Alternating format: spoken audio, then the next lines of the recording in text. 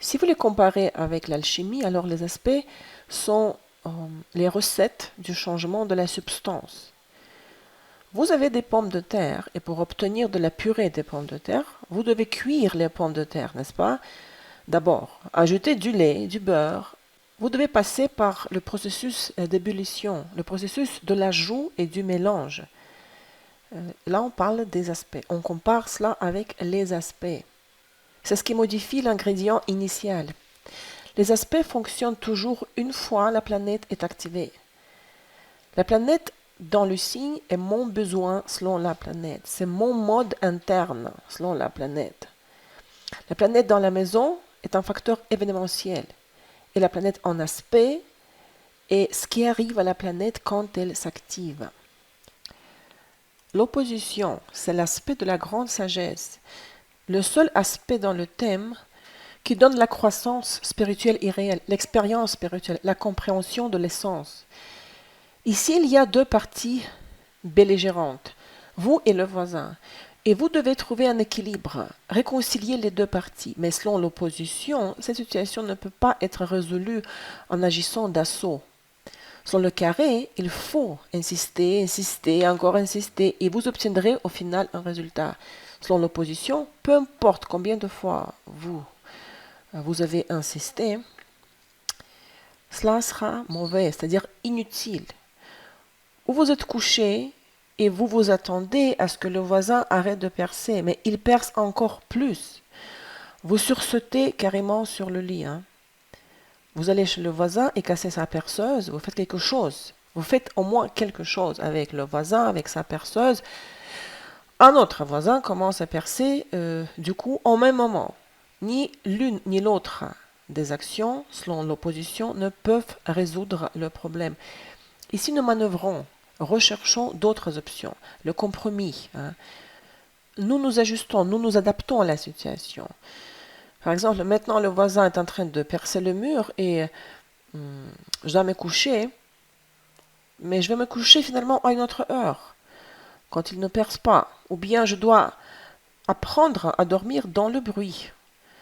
Je réunis les facteurs. Je ne bats pas en brèche, je ne casse pas le scénario. L'opposition est toujours l'aspect de la perte, mais pas dans le sens de la destruction, mais dans le sens où vous devez sacrifier un peu quelque chose, dans le sens où vous ne pouvez pas obtenir ce que vous voulez maintenant, donc vous devez faire ce petit sacrifice. Vous devez donner quelque chose. Soit vous vous privez du sommeil maintenant pour pouvoir dormir plus tard, soit vous apprenez à dormir dans le bruit.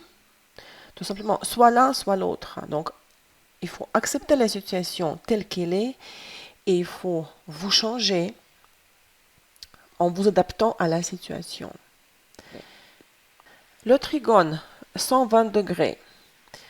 La distance entre les planètes en degrés. Dès qu'une planète s'allume, la deuxième s'allume ensuite, facilement et sans tension.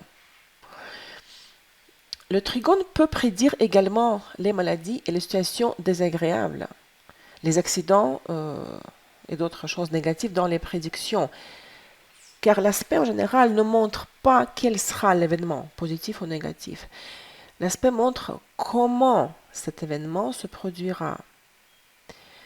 Selon le trigone, les deux fonctions s'activent facilement.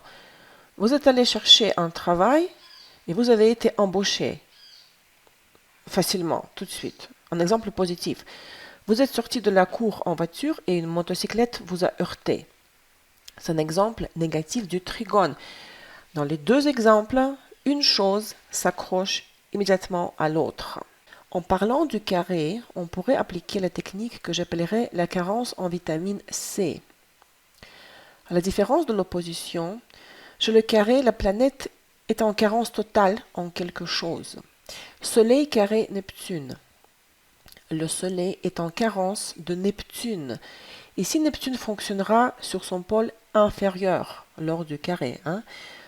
Le Soleil est mon moi, mon individualité, ma réalisation, et il lui manque, lors du carré avec Neptune, l'universalité, l'imagination, le tableau de l'ensemble, hein. La polyvalence, la ruse, la profondeur, la sensibilité, le mystère, la profondeur de la personnalité. Ce qui va manquer au Soleil, c'est les énergies neptuniennes. Mais les énergies neptuniennes sur le pôle supérieur. Donc, lors du carré Soleil-Neptune, Neptune se manifestera au pôle inférieur, selon le pôle de la planète opposée, Mercure, n'est-ce pas, selon le signe de Vierge. Donc, la personne avec cet aspect sera hyper honnête, ouverte, naïve, confiante. Ça sera aussi le sacrifice, l'état perdu. Hein. C'est ce qui va caractériser le comportement de la personne. Le carré ne correspond pas forcément au négatif. Vous avez de l'imagination. Mais avec le carré, je parle du carré Soleil-Neptune, cela vous dérange ou vous ne l'utilisez pas. Le deuxième critère de l'aspect fort est le suivant. Si la planète forme un aspect dans son signe ou dans sa maison selon le symbolisme, c'est-à-dire que selon le canal de la planète. Exemple, Vénus opposition Mars en balance ou en taureau. C'est un aspect fort parce que Mars est dans le signe dont le maître est Vénus, hein, balance ou taureau. Et l'aspect est fort psychologiquement. Mars en carré à la Lune en maison 1. L'aspect est fort dans le sens événementiel, car nous avons ici un aspect envers l'élément de la maison et de la maison 1. Et la maison 1 fait partie du canal de Mars. Mars, Bélier, maison 1. Nous avons une planète dans le signe. C'est une constante. C'est comment je voudrais manifester la planète. Mercure en Lion. Je veux dire vivement afin d'impressionner tout le monde. La planète en aspect va donner déjà de la dynamique. Mercure en Lion en carré avec Saturne. Je veux aussi dire brillamment, parce que Mercure reste toujours en Lion, n'est-ce pas? Mais dès que je commence à manifester la planète dans le signe, l'aspect s'active, l'aspect du carré avec Saturne s'active en faisant apparaître la peur, la langue devient sèche, je ne peux rien dire, la pensée est perdue, hein? Saturne. La phase dynamique, qu'est-ce qui arrive à la planète quand je commence à la manifester? Dès que je commence à me détendre, hein, selon la Lune en carré avec Pluton, hein, je manifeste l'agressivité, la rigidité et la tension. Et cette phase, la phase dynamique de l'aspect, travaille à la fois sur la psychologie et sur l'événement. Les aspects des planètes sociales, Jupiter et Saturne, c'est l'hérédité explicite, évidente, en tant que modèle social.